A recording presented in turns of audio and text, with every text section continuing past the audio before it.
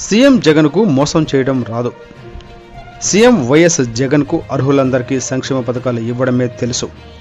చంద్రబాబులా అబద్ధపు హామీలు ఇచ్చి మోసం చేయడం రాదని బండి ఆత్మకూరు మాజీ ఎంపీపీ వెంకటరామిరెడ్డి అన్నారు.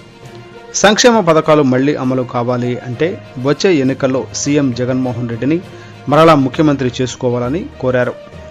బండి ఆత్మకూరులో ఇంటింటికి తిరుగుతూ ప్రజలకు సంక్షేమ పథకాలు వివరిస్తూ పార్టీలకు అతీతంగా సంక్షేమ పథకాలు అందజేసిన దేశంలోనే ఏకైక ముఖ్యమంత్రి జగన్మోహన్ రెడ్డి అని అన్నారు.